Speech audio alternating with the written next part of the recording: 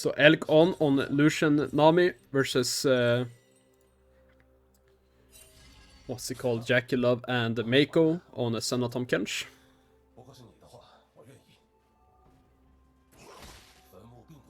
Alright, let's see here. So in general, so far, level 1. It's taking it slow. Of course, Tom Kench, or Senna Tom Kench, Senna wants to play fasting. So, pushing the wave here is not what they want to do. They want to be able to poke on every CS, basically. They just step up now. Well, after they've CS their own. Just take a short trade. This is how you want to play Lucian Nami in general. You just want to be looking for short trades on your ability rotations.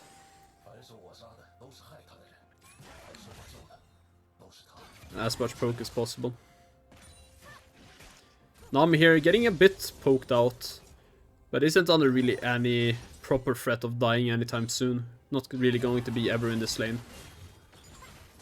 Viego, you can see, is pathing towards bot side on the enemy team. Their own jungler Maokai, of course, path towards them as well. And they should feel fairly safe in this this lane. They're looking for a dive potentially. You can see them pinging it. But doesn't look like they might end up going for it. Maokai is not pathing towards it right now, and the wave is crashing now, so probably feel like they're not low enough HP. But they're keeping on poking them on the tower, trying to farm as much with first strike as possible. Now I'm just hitting tower while Lucian hits the wave. And what they might do now is just look for the Scuttle Crab with the Maokai. And look for a skirmish with it. The one thing they're not really being that careful of here is the Viego potentially ganking them, because they knew Viego is pathing towards us. Viego could look for a C-skank here potentially, but maybe they just feel like, okay, they probably don't have enough damage for it anyways. And the enemy doesn't really know what Maokai is doing. They actually still end up looking for a dive here.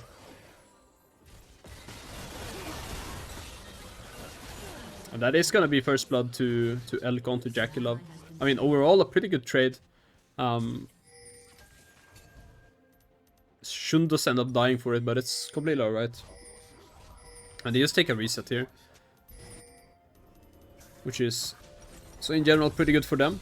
Good wave state. Senna loses a lot. Of course, Tom Kench is the one farming, but Senna is still the one who they want to be strong. They don't really care if Tom Kench is that strong or not. So Senna missing a few souls there. Missing a bit of XP. And Lucian getting the first blood.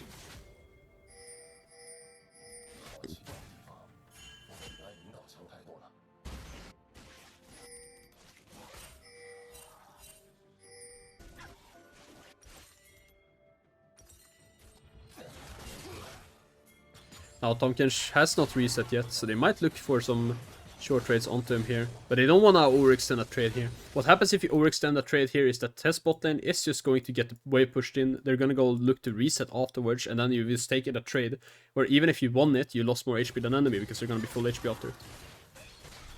So you don't want to force a trade here or anything. You just want to be poking them, and you want to fin the wave like they've done here, because then it's going to be hard for enemy to actually get the wave pushed in.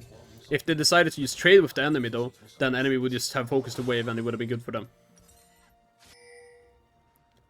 Now, I don't think this is frozen, but if enemy does not push it out anytime soon, it is not that easy to play. It is pushing towards the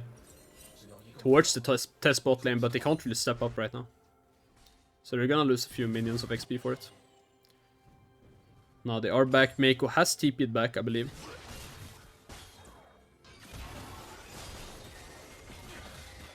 Missing the cannon, that's not what we like to see. Not what we like to see, of course. But in general, just keeping on trading on spell rotations. In general, Senna Tom Kench is a lane that can stay in this lane like fairly decently. Tom Kench is not easy to poke out, of course. And Senna is a champion that has a lot of sustain. So Lucian Nami, who trade on, in general, waves of damage, are champions that kind of like don't do that well into Senna, for example, right? Because Senna can just always sustain it up afterwards. And so neither lane is that much threat. In general, they're just looking to get some first strike goal with Lucian, put a bit of pressure, maybe setting up for a dive again. But otherwise, as you can see, they are struggling to find anything else.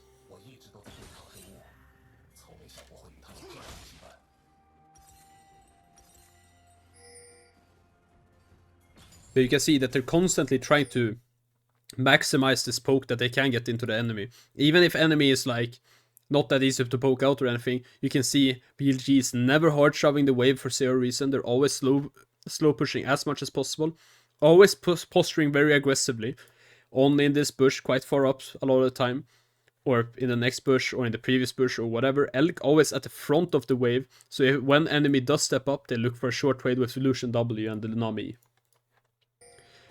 Just constantly looking to play aggressive. And now you can see On just zoning them off the wave. TES bot lane is just going to wait for this though. And now BLG bot lane is gonna decide to hard shove here. They just wanna reset sometime soon, so hard shoving here just means that, okay, right as soon as this is pushed out, they can just take the reset.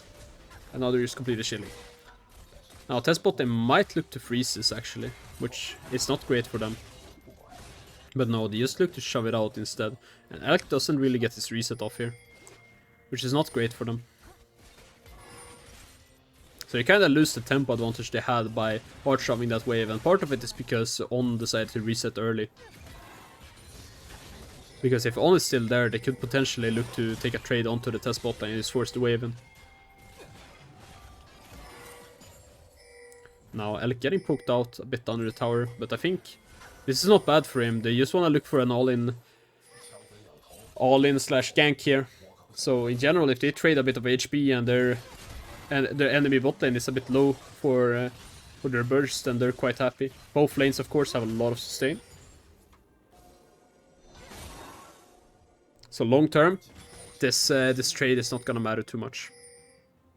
But still, right now, ELK really wanting to reset. We can see one thing they've done here is that ELK has actually gone the sweeper instead of On. And that's just because On has a much easier time just leaving lane, going for wards, these kind of things, while ELK still wants to be close to lane, and the only wards they really can clear out anyways is just wards close to them.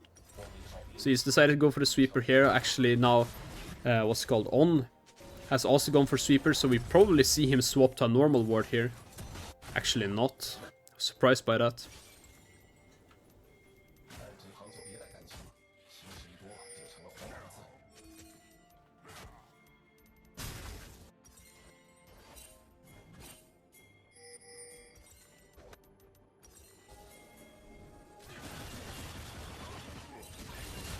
Here. He's looking for a trade onto 369. Doesn't have flash now. He's probably just gonna die here. But a lot of damage onto Shun, and he actually does get out here. ELK going very aggressive. Manages to kill 369 on a crit there. But overall, this is not very good for them. So what ended up happening here is the question. Obviously, they wanted to fight the grubs here. They felt like they had a quick pick on the Renekton here. I think in general, this was looking really good for them. So now the question ends up becoming, okay, what happened, right? One is that Shun got really chunked out here. Pian, of course, went on him, and somehow Cream got into the pit, right? Which is another question is, okay, how did this happen, right? Because realistically, what you want is someone to be marking Cream here, right? Because if he does not get marked, then he will just do this, where he just flies over the, like flies into the pit and then dies. Talia was covering him initially. Maybe they needed Aatrox or Maokai or someone like this to just make sure that he's marked instead. Maokai, of course, going onto the Renekton, so maybe it was Bin's job here to look to go onto the Azir. I'm not sure. Hard to see from this point of view. But it feels like ELK is just doing his best, focusing what is the main target here, 369, and then he just gets flanked. And of course, one thing with Lucian Nami is that they do run out of damage. They don't purely run out of damage in that sense where they're like, oh, we don't deal any damage anymore. But their damage does come in burst, right? They want to play around, once again, the ability rotations, right? The Nami E, super important ability in Lucian Nami. And in general, just the full kit of the Lucian is just what you're waiting to play around. Of course, these are not as long cooldowns, but in general, when you don't have these and you're just out attacking, the Senna will be doing more than you. And we could see it there, and that's pretty much the reason why Renekton ends up not dying there. Now, they end up swapping into top lane, which is a bit of an interesting play here. I'm not sure why this is, but they probably feel like right now that with the fact that, okay, enemy bot lane just got a lot of resources, and our Aatrox is struggling a bit, we might as well swap in here, Because right now, Lucian Nami is not finding the leads they need to find in a sense, right? Senna Top Kench is eventually going to outscale them. Lucian Nami is mainly a mid-game pick. I will not say that they're already outscaled or anything like that. They are a pick that like really thrive on 1 item, 2 items, right? And then after that, they really start getting outscaled, right? But now that Lucian is 1 item, they want to make the most out of it. So they swap it into top lane. Renekton is going to struggle. Aatrox is going to struggle as well, but he's already struggling a bit. And he's just going to make sure that the Lucian army gets to do what they want to be doing, right? And on top of this, the Talia is still playing Talia, right? So he can rotate on the map. So the fact that they're able to go into top lane here, they can use the Talia prio into the top lane constantly. They might be giving Drake for this, but they're just trying to accelerate the Lucian army as much as possible.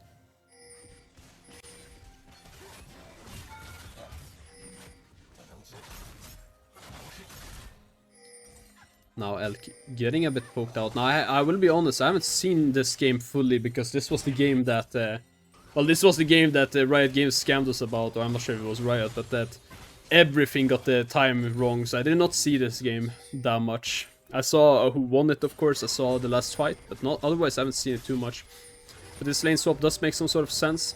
Of course, Shun just covering for it. They're trying to play as much as possible with the Knight prio. Now, Senna tries to swap in. This is a classic play we see as well. When people are playing Senna, you sometimes see Senna just starts laning with the top lane instead and just leaving this Tahm Kench, for example, on an island. Because the Tahm Kench doesn't really care if he gets fed or not. So, when Senna goes top lane here, she's just going to be able to punish for free. And in general, it means like she can just play her game however she wants. So we do see these kind of swaps sometimes. Of course, now she's just doing it to respond to enemy swap. But Senna still wants to play into the Lucian army, right? Tahm Kench doesn't really care where the Senna is, so that's why she's looking to rotate, but it's a good cover from the rest of the team. ELK is doing the correct play here, though. Shoves top lane, keeps shoving top lane. Whenever he can, he just hits the tower. Now Meiko has swapped into him, so what I think they're probably gonna look to do is just shove this wave and then eventually look to reset when Lucian has his item. I don't think they're gonna reset yet. Aatrox just went bot lane. Maybe I'm wrong on this. Or maybe he just feels like there's nothing to stay for right now, so I might as well reset anyways. No, he ends up going mid lane actually, okay. So what I thought they were gonna do is just wait until Lucian has his item, something like this, or maybe like, and then send Lucian to bot lane, Aatrox top lane again, and just keep going with the swap, but instead it's send Lucian now in mid lane. I mean, it makes some sort of sense. He's gonna have rapid fire cannon soon. Pretty much the next time, like, anything matters, he's gonna have rapid fire cannon. So he's just gonna shove this wave, look to get it, and then after that, he's gonna be really strong, and then they want Lucian army in mid lane anyways, because whoever matches them in mid lane is not gonna be able to go without getting poked.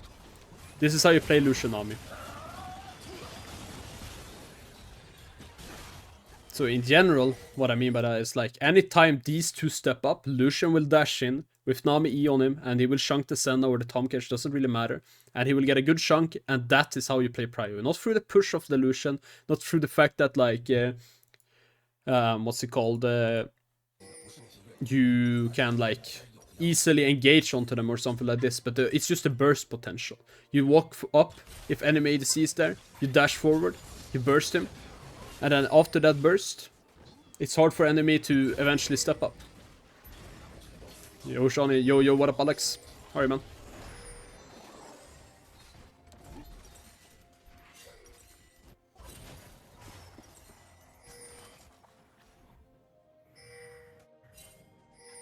So obviously they end up playing the Herald here, but I would have liked the Lucian to get a reset in soon for the rapid fire. It's a huge spike. It just means that this poke he wants onto the Senna is so much easier to find. Good, how are you, bro? I'm chilling, man. I'm completely chilling. What are you doing nowadays, even? I didn't ask that yesterday. Are you studying, or are you working? Or are you doing something else? Oh my god, what the fuck was that? They don't end up getting... Or did they end up getting the Herald? Wait, let's see. I completely lost focus for a while. No, they end up getting the Herald with the mid lane prio and the prio on the side lane here. And once again, I would imagine that Lucian just wants to look for a reset soon for the rapid fire cannon.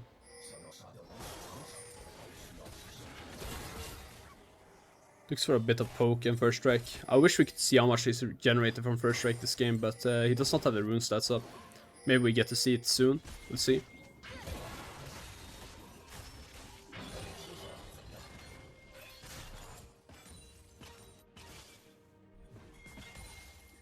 Alright. Maokai is covering mid lane now, kinda, so he's just gonna look to reset on this timer. He should have rapid fire and boots here. Oh wait, how much does rapid fire cost? Am I stupid? Wait. Okay, for some reason I thought rapid fire was way cheaper than it is. Okay. Yeah, no, then it makes sense that why it stayed so long. For some reason I was like stuck in the fact that it still was a lot cheaper item, but it's a lot more expensive than I remember it. But I do remember that they did increase the price quite a lot from like 2,700 or something. Working, playing Valorant like usual. I'm playing right now, so I couldn't answer. I see.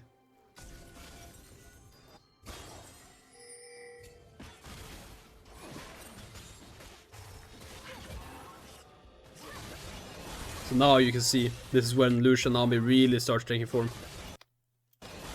He's dashing forward on the Senna with rapid fire, static shiv. E, auto attack, Q, W. You can see there, this Tom Kench taking the same amount of poke. Constantly, this is gonna be the pressure now, and that's how you generate prio. And Senna Tom Kench, once again, one of the better lanes to match this. You can see already Senna full HP. So it's not super easy for BLG to actually look for anything here. But they do outpush them, they do outpoke them.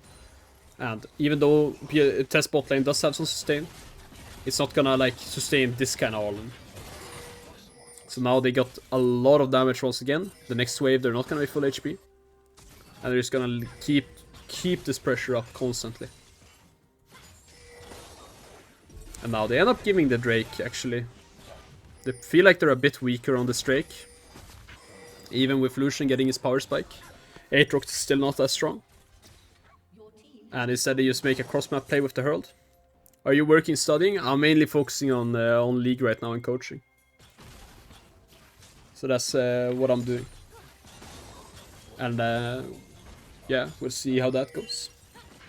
You could call it working, but it's not that much money, so. Right, so, but instead, pretty much of contesting the Drake, they make a cross-map play with the Herald, they get a tower for it, they pressure the mid lane tower a bit and get a bit of damage on it. Now you can see they're just rotating into this mid lane as well. But so is the enemy right now.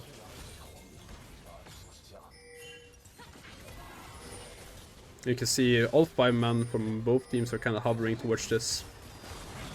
Being a bit careful. TES really wants to find a fight here. Both teams kind of seem to agree that, yeah, TES right now is stronger than us. Or stronger than BLG. Even with the Lucian spike, as I said. Lucian can't really, sadly, make that much progress. That's the truth. He can poke people out, he can deal damage in chunks, but the truth is, right now, Azir and Renekton are just way stronger than a Lucian. Lucian will not kill anyone, and they will eventually kill someone, so. So what they really need right now, on the BLG side, is to make sure that they either get some sort of pick, or just get the Aatrox into a position where he's strong. Because Aatrox is a great scaling champion right now in the game. Of course, they got their pick there. But Aatrox right now, very great scaling champion. Compared to like how he was a few years ago, where he was a like massive lane bully. Because right now, the lethality Aatrox, when he gets like 2-3 items, this champion becomes a monster, super high level, a lot of damage. And this is truly the main carry of the BLG comp here. Lucian here does a lot, he does a lot of damage. He's gonna keep doing a lot of damage in these bursts, but even though he gets slightly outscaled by the Senna, the Aatrox is scaling really well this game, and that's what they're playing for later on. And that's what they're waiting for right now, and why they didn't take that last fight. Right now, Aatrox is only on 1 item, so they feel a bit scared. Of course, the Talia also has decent DPS later on, let's not forget about that, but I don't think she massively outscaled us here, or anything like that.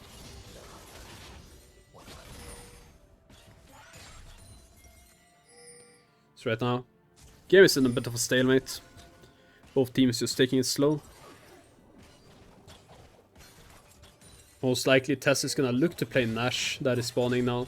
But ultimate goal is gonna be the Drake. They don't have that much Nash damage, they have the Azir, but they don't have anything else really. Senna deals very little damage on it, Viego deals some. And they have Tom Kench to tank it, but in general they have to invest a lot of members to do the Nash. Here, BLG finding some good chunks of damage here. Onto this mid lane. Cream actually is gonna be a bit caught out. Mako is gonna eat him though. And let's see, I think they're gonna take this mid lane tower and maybe look for a play afterwards even. Knight looks for the Tali ult. I don't love it though. It's kind of just blocking them off for the turret, but I don't think it does a lot. I think he could have looked for, maybe go deeper and look for a better ult after, but I'm not sure. Either way, they end up getting the turret off this exchange. You can see a lot of fights is really slow at the moment. And now they're just gonna look for the bot lane tower as well. Just making sure they get more and more gold.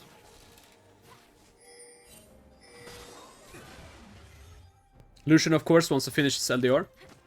Once he gets that, he can actually start killing the front line.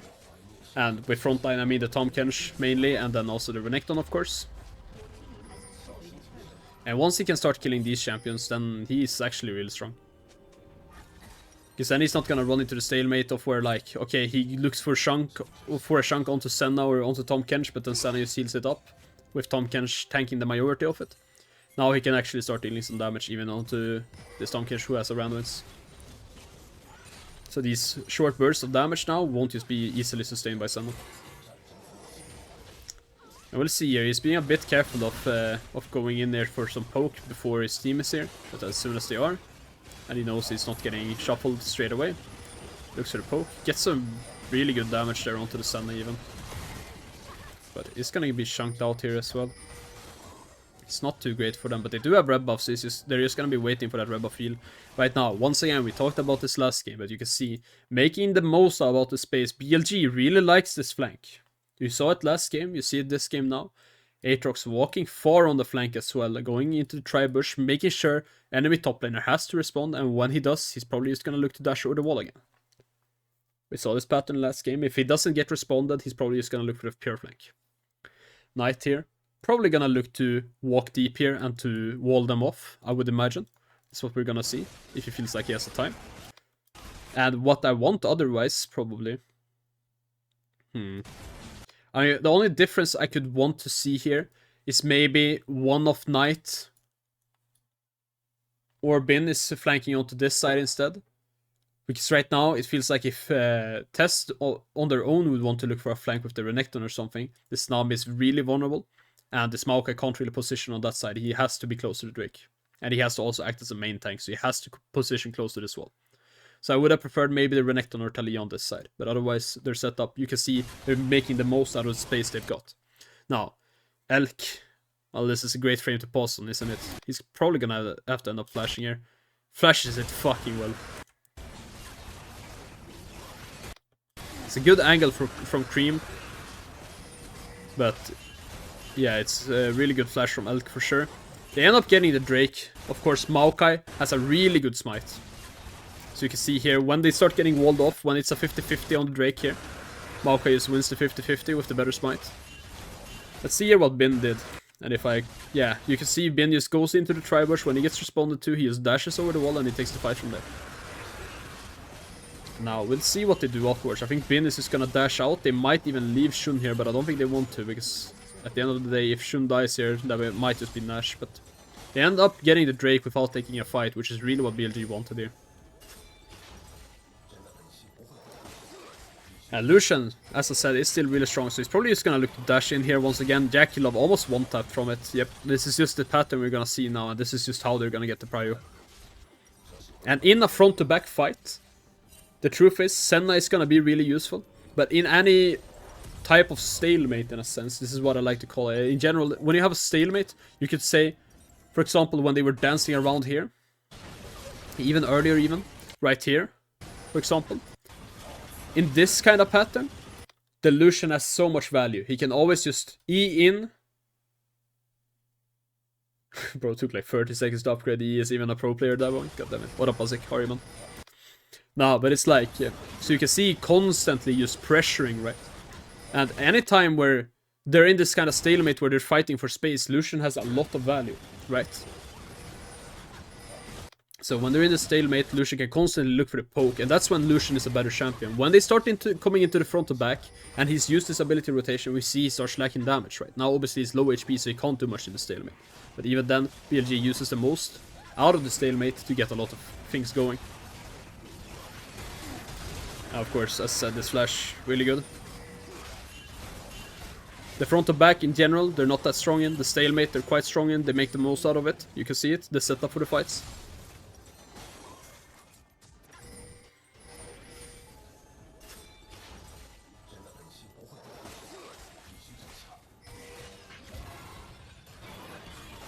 And yeah, as we said, it's just very brutal to play against this Lucian Nami. He's just always gonna look for this poke anytime he feels like TES bot lane, Jackie Love is overstepping or like playing for the prio or contesting it in any sort of way. If, what's it called, ELK feels like Jackie Love is stepping up too much, trying to contest the wave too hard, he will just always dash forward, make sure he gets a chunk of HP for that. So if Jackie Love wants to contest the wave that far up, like he just did for example, he's gonna have to take a lot of damage for it. Otherwise, he's not allowed to contest anymore. And this is how you play Lucian Nami. This is why it's such a prominent pick. It's not super strong in team fights. It's not like super heavy on like, what's it called, just push or anything like this. But what it does really good is it puts pressure on the enemy. And this pressure leads into a lot of things. It leads into prio, it leads into setups. You have a lot of burst damage, so you can easily one-tap targets. It's similar thing to what Varus does. Varus, maybe not the champion with the most DPS when he's poke. Maybe not the champion with the absolute most wave clear. Like, of course, he can blow up the wave, but then he loses all his poke. But what he does really well is that he puts pressure on the enemy, and if enemy is contesting him, he will deal damage onto them.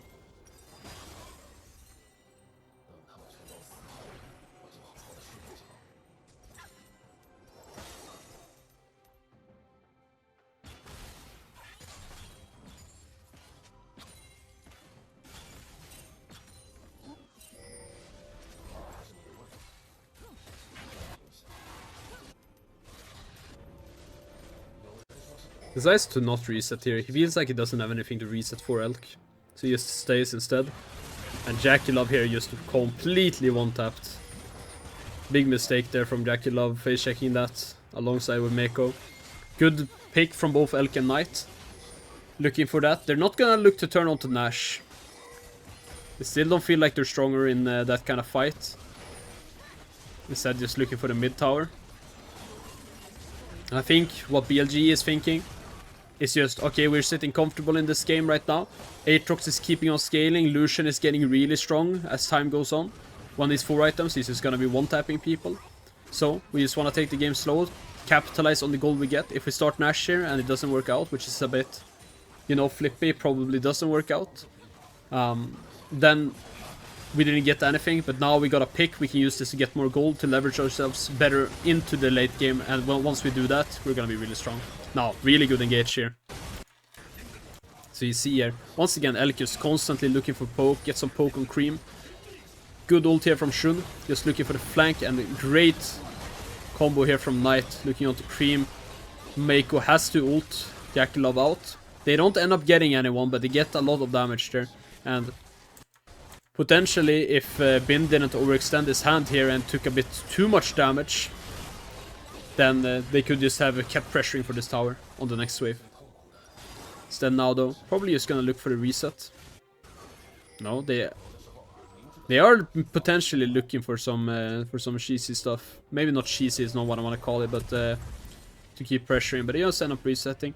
TP here into mid lane from Knight, is contesting the prio. And they have great setup for this Drake now with this pressure they got. So instead of playing the Nash on the pick they got like 1.5 minutes ago, they just played bot side, they got a tower, they got a lot of damage on the bot lane tower, they almost got a really good fight off it. But they got the bot lane vision as well, and now they've set up for the Drake. ELK just taking the Drake right now while the rest of his team is contesting the mid lane prio. And here, classic play, we spoke about it before. They feel like, alright, we cannot get pressure onto... Oh my god. What did I just watch? I was gonna say, TES feel like we cannot get pressure onto the Drake right now. They have better setup than us. So, at this point, they just decide, let's go Nash, let's pressure the Nash, let's pressure top side. If enemy decides to blindly go bot side, then alright, we'll start Nash and we'll try to look for a fight that way. Now, Shun goes really deep here. Pretty much gets one-tapped. And ELK tries to follow up, but as well just gets one-tapped, and it's a complete disaster here for BLG. And I think it's just an overforce. I don't think they wanted to take this fight at all. What BLG really wanted here was just force them out of topside river, go Drake afterwards. Once they've gotten them outside of the topside jungle or the river or whatever, when they know enemy can't do Nash anymore or won't do Nash, they just go onto the Drake, they get the Drake for free, they go back to mid lane afterwards, they pressure into mid lane, someone goes bot lane, right? They do this, they finish their turn, they reset, they go back into top side, right? And then they start pressuring the Nash. But instead, they overforce this fight. This is what TES wanted, right? They wanted to go top side, pressure the Nash, force an enemy response, and when they get an enemy response, try to look for a fight. And now they got their fight, and it's a really good fight for them as well, because the enemy is overforcing. So BLG here plays straight into what TES wants, really. I'll see what happens here. But this looks quite rough here for BLG.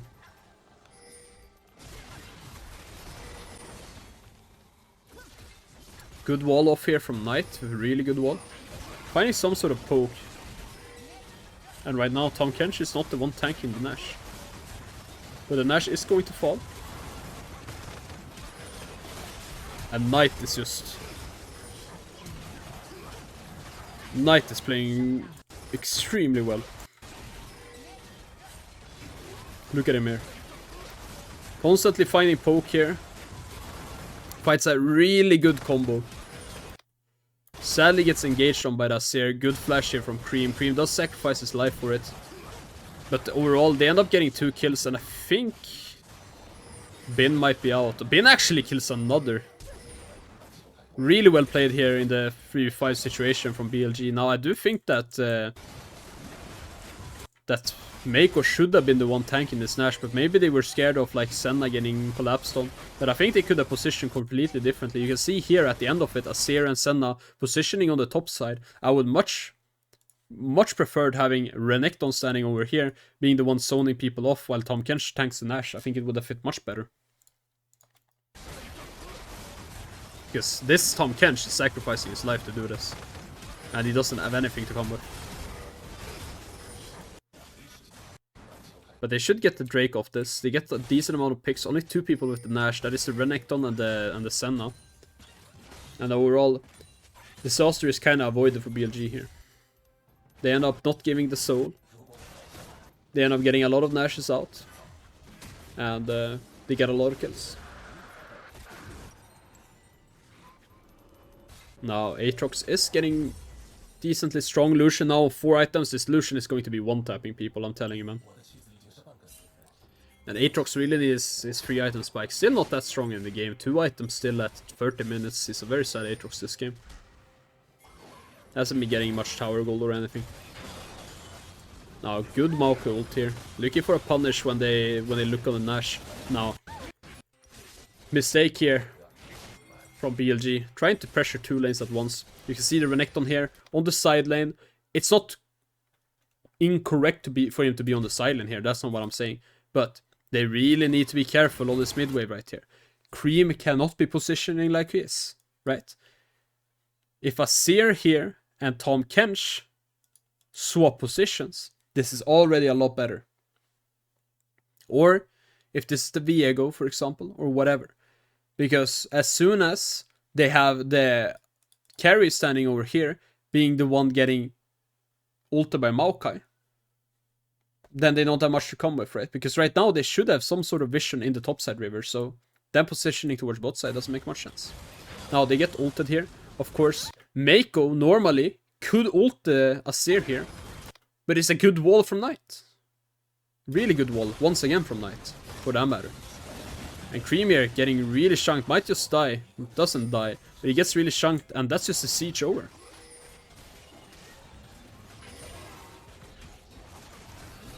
I might have said Knight, I meant Cream. The Cream is TPing back here. They end up getting the tower. Of course, a lot of resources spent here by BLG. So now it's a lot harder for them to look for anything, but keep constantly pressuring. And now, sadly, we see Lucian being, not useless, I don't want to say, but that's what we want to see. Him finding the E forward, getting some poke, but it's a lot harder to do so when there's 4 or 5 people standing in your lane. So he's constantly looking for it, but the truth is he's just not very efficient at it at the moment. And right now it's just kind of wave clear simulator, featuring ELK hitting the wave and Knight hitting the wave even harder. And, well, Bin manages to get solo killed by 369.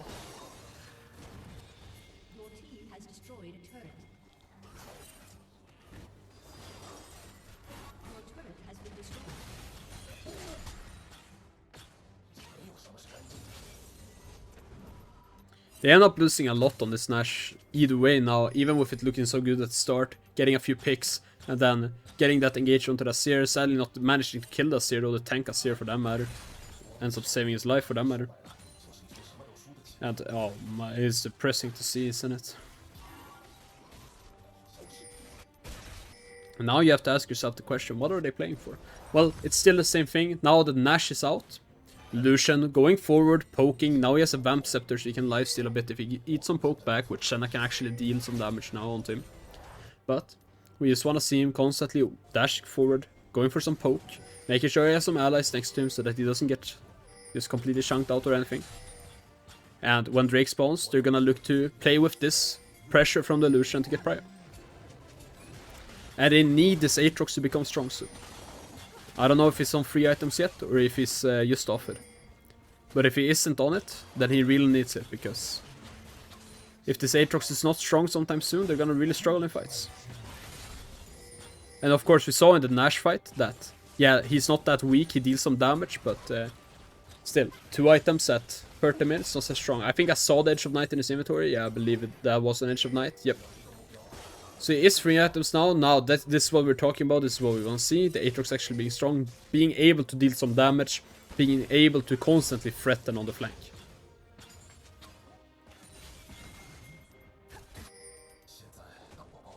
And now we'll see what BLG does for the setup here. Right now it's looking hard for them to get some prio. Maokai though grouping up with them, so does Knight here. Getting some good poke once again now, finally contesting the prio once again. Cream and Jackie Love here, really getting poked out. Good flash.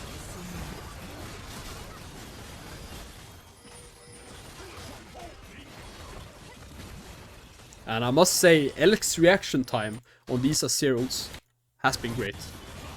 Of course, we're playing on a bit higher speed here, but still, flash ult from Cream, flash from ELK.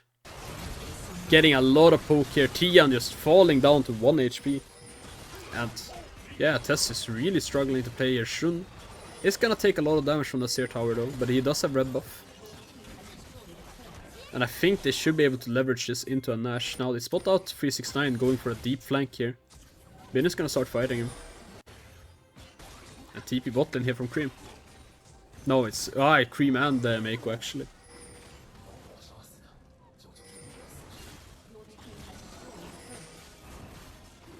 So let's see here. They do the exact same thing. No, actually they don't.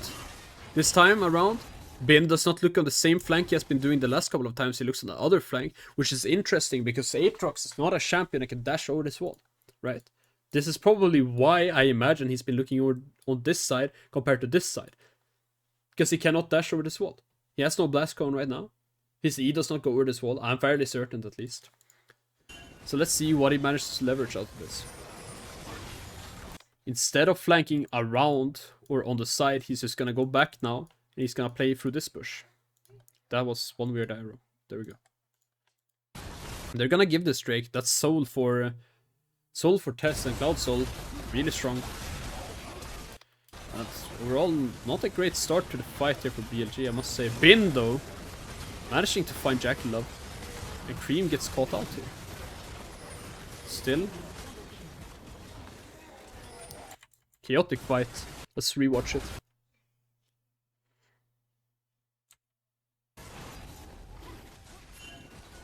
So yeah, Bin, I think, underestimating how fast they do the Drake. Not really in position straight away. Jackie Love getting his Edge of Night procced, but here on and the Shun really getting poked out. Of course, maybe not key members here from BLG. Meiko dashing in here, gets really chunked. Bin here finds a really good angle onto Jackie Love.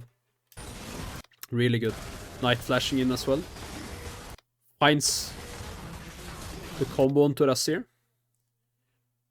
But Tian also finding the same Aatrox angle that that Bin just found onto the enemy ADC and manages to kill ELK.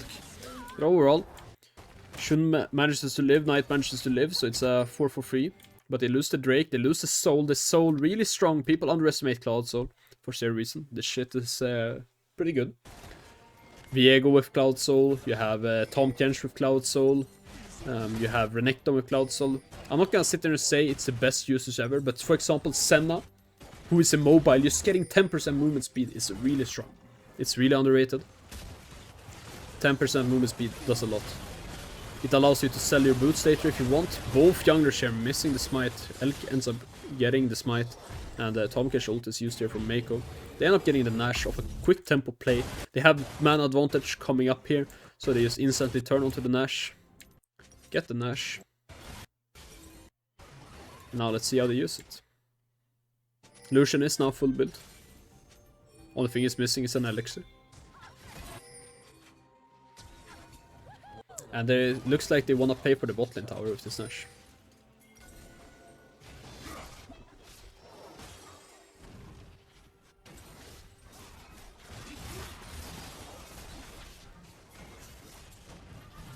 So let's see here.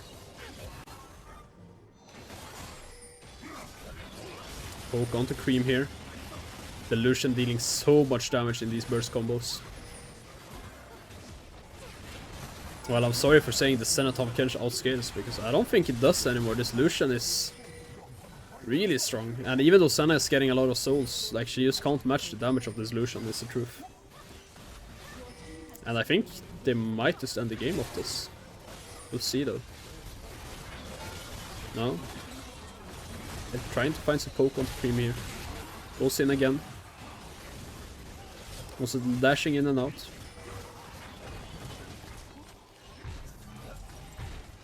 Doesn't manage to find much though. And they just end up resetting Elder in 2 minutes. But they go top lane right here, trying to play for that last inhib before Elder.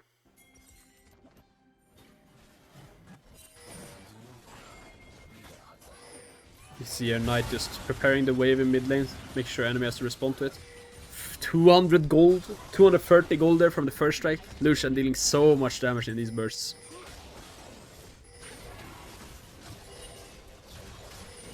Yeah, and this is what Chinese Lucian does, man. It makes it look OP as fuck.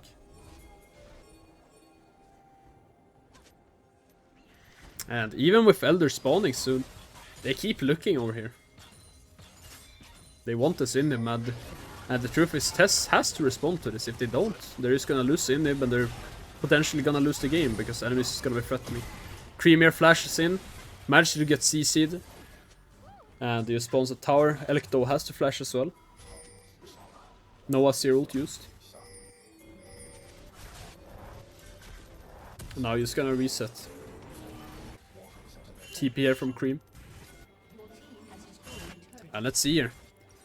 They don't have setup coming into this Drake. Let's see how they decide to play it though. They're Tian going over the wall. They're looking onto Shun. Shun manages to live, but Cream 1 HP. Is gonna get eaten here. But Viego did not get the reset. But it's looking rough. A lot of low HP targets here, but doesn't seem like TES wants to start up this Drake. They're looking for the Shees instead, but someone's gonna have to defend their base, which is what they're looking into. If Maokai was alive here, surely it would just be a Drake spawn start here, but he's not, and they don't feel like they can start it. It's too risky. They're just gonna wait the Maokai 15 seconds now. Looking to poke in the enemy jungle while enemy solo laners are clearing waves. Good angle here onto 369. 369 is gonna be chunked out. Decent look here, but just cleansed out. Good angle here from Bin. But overall, nothing is gonna be lethal.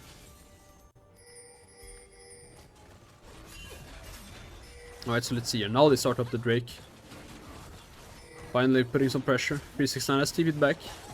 I don't think everyone managed to reset though on the side of TES, so some of them are gonna be low HP. Now they have a better setup. You can see once again Bin looking on the flank.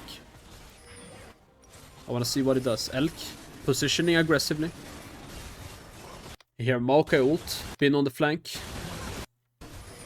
And yeah, they're just one-tapping the first target on this Maokai ult. Very strong. A lot of damage coming out from both Knight and ELK here. And yeah, it just looks like this fight is going to be a complete rampage, to be honest.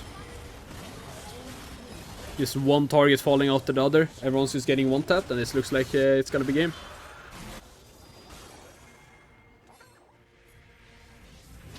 Your turret has been destroyed. Ace.